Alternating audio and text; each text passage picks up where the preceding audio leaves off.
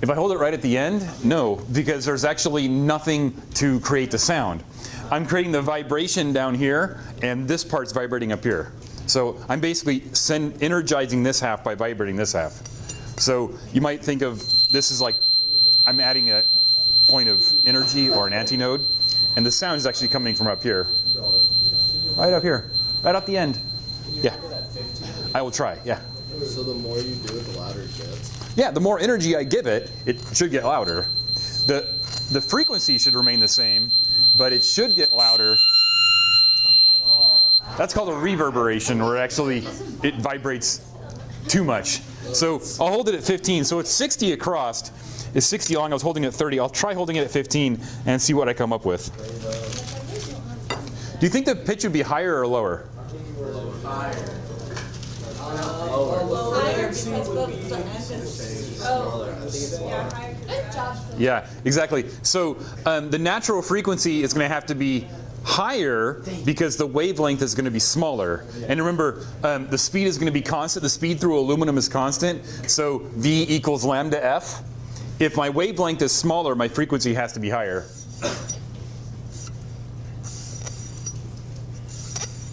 It will work. I just have to make sure my fingers are at the right place, and I have plenty of bow rosin. You need more cocaine dust. Bow rosin. Call what you want. It's really, really quiet. Okay, just because I grabbed here. There we go. Can you hear that? No, I just need more bow rosin. Ah, there we are. Okay, so that's my singing rod. Fair enough. I have a number of singing rods up here made of various materials, but they all basically work the same way. I will leave them up here so you can play with them. The thick aluminum rods work the best. I also have a long aluminum rod. So this one's fun. This one is 91, so I got to hold it at 45. A little bit lower tone because the frequency is lower because their wavelength is longer. Which one of this bouncer?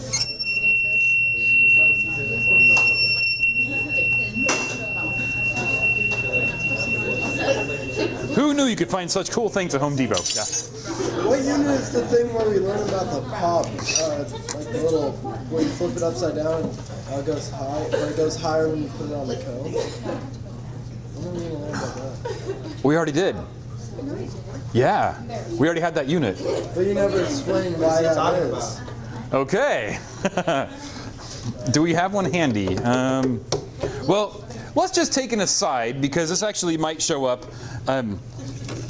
Judging by how many AP physics teachers love those things, we should probably talk about it so if someone decides to write an AP question for it, you're ready.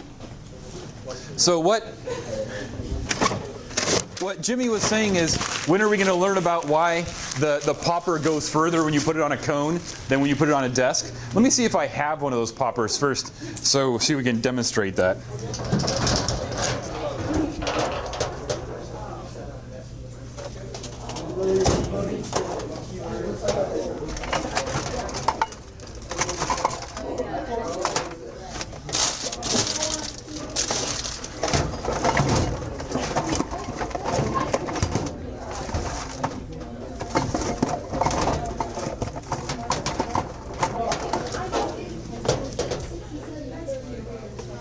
I think I might have given them all away.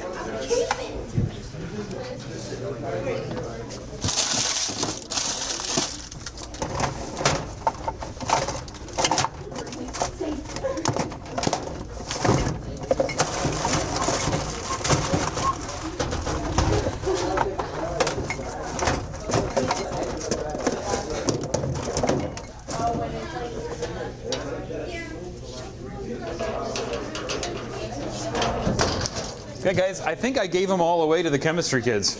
But if you have one, Okay, so basically this is the scenario. I'll just describe it to you. So you have the popper and you invert it and you put it on a desk and you pop it and it goes pop about that high. It comes back down. But if you put it on a cone and let it pop, it goes all the way to the ceiling. Anyone have any idea why? Because it's on its own the whole time, so it pushes the whole time. Exactly. It applies the same force, exactly, and time. So it applies the same force while it's in the air. There's nothing. While it's on the table, there's nothing for it to push against. Once it hits the table, then it pushes against the table. But if you put a cone in there, it starts pushing on the cone right away. So it applies that force over a longer distance and over a longer time. And remember, when you apply the same force over a longer time, you get a bigger change in momentum. And when you apply the same force over a bigger distance, you get a bigger change in work. Does that make sense? So that's what's happening.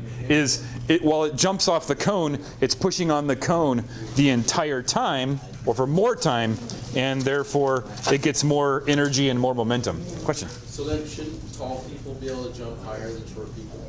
No. That gets into biology. Not everything scales very well because the same physiological processes that are going on in tall people and short people, they don't scale. So I can't remember what that's called, but that's the reason a squirrel can like run ridiculously fast. If you could scale a squirrel up to human size, they could do like 50 miles an hour easy. But we can't. So the same biological processes are going on at the atomic level, but not everything scales well. So what you're saying is there's a reason why I have white boy knowledge. That's entirely different, but yes. I'm not going to fall into that trap. Okay, so anyway, so we're talking about sound. I know you've heard these words before, but we're just going to talk about them again. A compression is an area of high pressure wave energy that isn't a longitudinal or a mechanical wave. So we talked about what an actual sound wave is. What is an actual sound wave? Atoms bumping into each other. Exactly. Atoms bumping into air compression. Good. So as atoms bumping into each other, it's a pressure wave that travels through material, which is why you can't have a sound wave in a vacuum like space because there's not enough atoms to slam into each other. Okay? It's also why as your atoms are closer together or moving more, sound speeds up. Now, immediately following a compression, we have the opposite of a compression. It's not called a stretchfaction, it's called a rarefaction. Yeah. So, like rare as in rarefied, as in less, not a lot there. So you think of like, this is rare air, where rare air means that there's not a lot of air up there. So a rarefaction immediately follows a compression. So this is analogous to a crest and a trough. So in a wave, in a transverse wave, you have a crest and then a trough. With a longitudinal wave, you have a compression and then a rarefaction.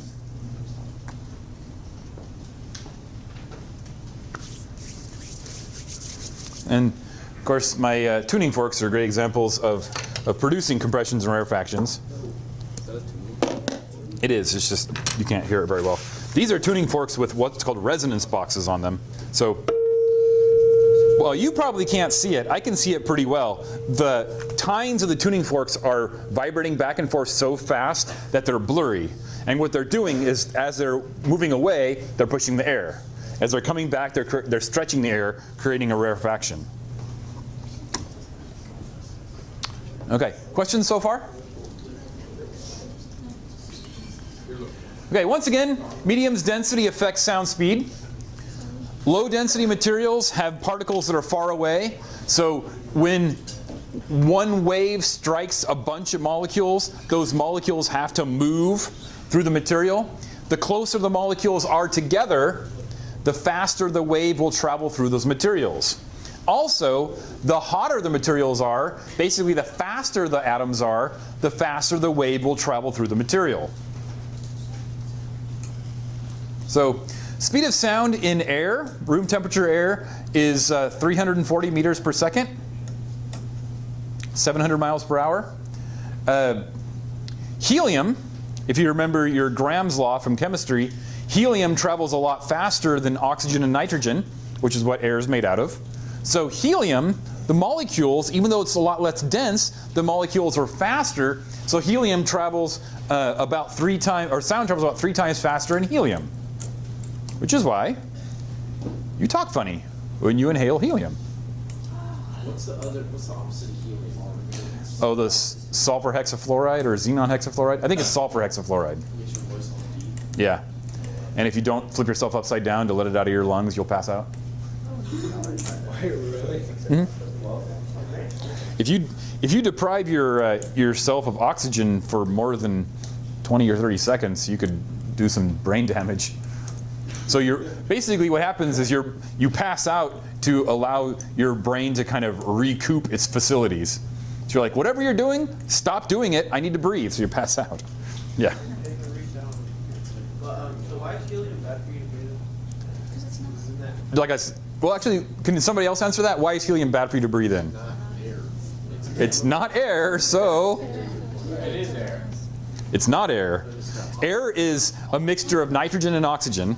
So why is helium bad for you to breathe in? It's not air. Because it's not oxygen. And what in your body needs oxygen? Everything, yeah. Your brain, your muscles. If you keep breathing helium, your brain's not getting the oxygen it needs. So it'll be like, well, I'm done. Off you go, yeah. I mean, like not. Like obviously keep breathing in like as if you're in a room, but you just slow. Like I don't know how they said to like not let your kids breathe in helium, just like a small amount. Okay. How long can you hold your breath? Okay, that's how long you can breathe helium. 10 minutes. Any more than that? It doesn't produce. Just the same as. Yeah. Any more than that, your brain is not getting a fresh amount of oxygen like it should. Oh, so it's just that you're depriving yourself of oxygen. Right, you're huffing basically. Yeah. So don't do it. So it's just like holding your breath. That's the only reason it's bad. The problem is when you hold your breath, your brain knows that it's constricting the muscles in your throat, so it's not breathing. If you keep breathing something that isn't oxygen, your brain doesn't realize you're not breathing oxygen. Does that make sense? So it's trying to get oxygen if there's anything. Exactly. Trying to get oxygen, but the oxygen's not there. Okay, off we go. So I have a question for you. Heaven forbid there's a huge explosion, and you're up on a mountaintop, or like, oh, here's a great example. About 6 years ago in Boston, they were going to have a big fireworks display, and the whole thing exploded. The whole barge exploded in one like 300-meter fireball. If that happened, let's say you go up on the hill where the bee is, and someone's going to have a fireworks display out on the soccer field, and the fireworks display just blew up. Boom! Are you going to see it first or hear it first? You're going to see it first, because light travels orders of magnitude faster than sound. Light travels at 3 times 10 to the 8th meters per second. Sound travels at 3 times 10 to the 2nd meters per second. So sound travels 1/millionth slower than light. Make sense? Like lightning, exactly. The reason you see lightning and then hear thunder, by the way, you ever know what thunder is, right? Yeah. Thunder is the sound lightning makes when air gets pushed out really fast. So lightning is very hot. And that causes the air around the lightning to expand very rapidly. Much like when you clap, you squish the air out between your hands. So when you clap, air gets squished out really fast. When lightning strikes, air expands really fast. That expanding makes a thunderclap. So the reason you see lightning before you hear thunder is lightning travels at 3 times 10 to the 8th. Thunder travels at 3 times 10 to the 2nd meter per second. So 100 times slower, or 1,000,000 times slower. So that we understand, right? Here's another question. You are standing on a hillside or a mountainside. Are you more likely to feel the explosion in the ground or hear the explosion in the air? You're more likely to feel it because the same shock wave that would push air molecules towards you are also going to push ground molecules towards you. And ground molecules are more dense, so they travel faster. Yeah. So you can actually, there used to be a whole thing where there used to be trains running around. There used to be these big mechanical devices that ran on metal rails, and they called them trains. And you could actually feel on the train rails, you could actually feel the train rails vibrate long before you heard the train, even with the horn. Because even a loud noise still can only travel at 340 meters per second. Okay. So, is the speed of sound greater at sea level or in Las Vegas? It's faster at sea level. Yeah, it's faster at sea level. What about 3,000 feet or 30,000 feet where the airplanes travel? It's slower up there. Yeah, so the speed of sound at sea level is about 700 miles per hour.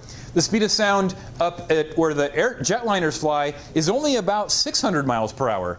So, what's the speed limit for United Airlines? 600 miles per hour. So if you're in a plane, you get in South United Airlines or Southwest, you're like, and yeah, the captain comes on, it's like, ladies and gentlemen, we're a little late to our trip to New York, so we're going to be cranking it up to about 650 miles per hour. I know that's slower than the speed of sound. We should be okay. Are we going to be okay? No. You should knock on the door or ring the things like, ma'am? While the 650 is slower than the speed of sound down here, up there, he's going to try to break the sound barrier and the wings are going to fall off. So she'll be like, pilot, we should talk. The wings will fall off for reasons that we'll talk about in about 10 minutes. Because airliners aren't built to go faster than the speed of sound. Exactly, and it's not just air you're pushing through when you break the sound barrier, and I'll show you that in a little bit. But before I do, let's talk about the decibel scale. Decibel scale is one of those things that the AP wants you to know, but doesn't have you calculate. Okay? So you need to understand what the decibel scale is, but you will never be asked to use logarithms to calculate it. And it is a logarithmic scale. It's pretty cool. The decibel scale, I don't know why they don't have decijoules or decinewtons. The decibel scale is a logarithmic scale named after Alexander Graham Bell. So a bell is a unit of sound energy, and the decibel is the logarithmic scale of those sound units of energy. It is literally power over area, or a watt per square meter. So the energy that sound delivers is a watt per square meter. And then we just take the logarithm of those watt per square meters and we get the decibel scale. Unfortunately, unlike pH, they had to scale it to something. pH is just a straight negative. Remember pH from chemistry? The straight negative logarithm? Some of you are like, I've never did chemistry, never heard of that. So unlike the pH scale, which is a straight negative logarithm, the decibel scale is actually scaled, if you will, to our threshold of hearing. That's the idea, what they used to think it was. I very much doubt my threshold of hearing is 0 decibels. Mine's probably closer to 8 or 9, just because I'm a lot older than you. If you're wearing ear pods, that doesn't apply to you. I'm probably better than you. Ear pods are terrible for protecting your hearing. They're really, really bad. And they weren't around when I was a kid. So you might be in the somewhere like 12 to 15 decibel range. No. Okay, so what does it mean by threshold of pain? The threshold of pain, for some people, starts in the neighborhood of 100. So is it like where your ears hurt? Is that Yes. Okay. Where your ears are actually reporting to your brain that damage is being done. Okay, that's what pain is, by the way, ladies and gentlemen. Pain is your brain reporting to other parts of your brain that damage is being done. And again, this is the threshold of pain according to your textbook for teenagers. It might not be here. It might be much, much earlier. Yeah. How can you shoot a gun when your ears are ringed? Like if you don't have ear muscle, is that the pain? Yep. That is called tinnitus, and it comes from the blood rushing to your ears to repair the damage you just did. Just like when you get a bruise, the reason your arm turns blue is because blood is rushing into that area to repair the damage. Well, you get tinnitus, your ears ring because you've done damage to your ears and blood is rushing in there to repair it. Okay, now, also important, okay, one more. Well, so when it talks about the thunderclap, 30, is that as if it were to be right next to you? It's not an absolute value. If a lightning bolt struck right next to you, I would imagine to be a lot higher than 130. And I think this might be like a thunderclap if you were, yeah, if you were at ground level in Florida and a thunderclap happened like 30,000 feet above you. Okay, now the most important thing, guys, we do need to move on. We do have a lot of things to talk about. The most important thing is sound intensity falls off with the square of distance. Sound intensity falls off with the square of distance, and I want you to understand that, then I will describe to you why that is. Okay. So sound intensity, in fact, most intensities fall off with the square of distance because they are a three-dimensional phenomenon. Now here's me drawing sound waves in a two-dimensional phenomenon. Now imagine this is a shell that goes around me. So you have a shell of sound that goes out. That shell of sound is propagating in 3 dimensions, the cubic meter. If I ever measure how far it moves in 1 dimension, which is the meter, then the intensity falls off with the square of distance, or falls off with the square of meters.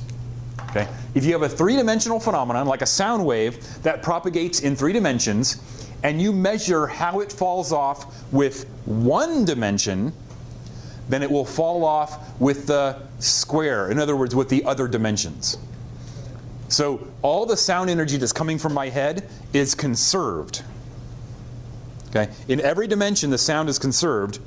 So if you measure it, how it falls off, how it decreases in 1 dimension, it will decrease by the other dimensions. It'll decrease with the square of distance. Does this idea make sense? Okay, it's kind of like a water balloon. If you threw a water balloon in space, it's going to stay, for the most part, intact. Okay? If you pop the water balloon in space and the water is allowed to spread out, it's going to spread out in every direction. So far, so good? If you force all that water to move in 1 dimension, then all that water will travel, all the volume of the water will travel in 1 dimension. And you can measure its volume at any given time. But if you measure the volume at a 1 dimension of that expanding bubble, the volume is going to be a lot less. It is less by the square of distance. Because you're taking it over 1 dimension, there's 2 dimensions you're ignoring. Does that make sense? Pretty much everything in the world falls off with the square of distance. And we use I, intensity, varies with 1 over r squared. The actual math is way beyond the scope of this course. But just understand that sound intensity falls off with the square of distance. So if you hear an explosion, and your explosion is 30 units of intensity at 2 meters, at 4 meters it will be 1/2, so square of 2 less. So I like to use 1, 3, 9. If something is 9 meters or 9 intensity, then it's going to be 3 intensity, then it's going to be 1 intensity every interval. But anyway, I'll move on. Just understand everything falls with the square of distance. Okay, Doppler effect. I have a demonstrator for the Doppler effect. Some of you are going to love it, and some of you are going to hate it, and some of you might not see it because it's all tangled up. Oh, come on.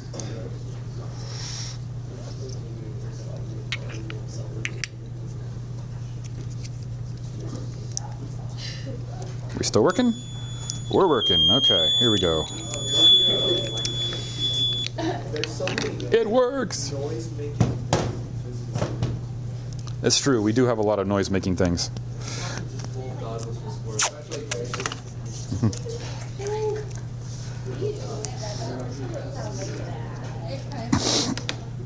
Okay, I'm going to put a couple pieces of tape over it so it's not super, super loud. Make it as loud as it can go. Well, this is as loud as it can go.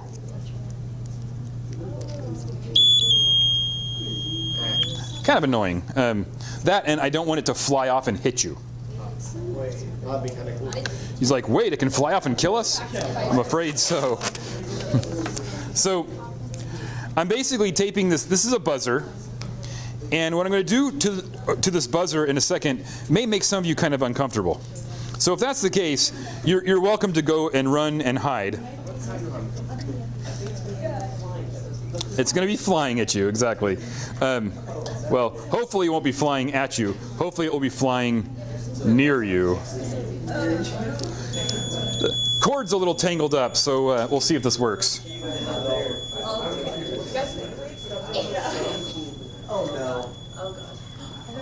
Are you hearing this? Yeah. What are you hearing? I differentiate because it's getting farther away than closer to me. Is that like It's not that it's getting further away, it's that it's moving further away.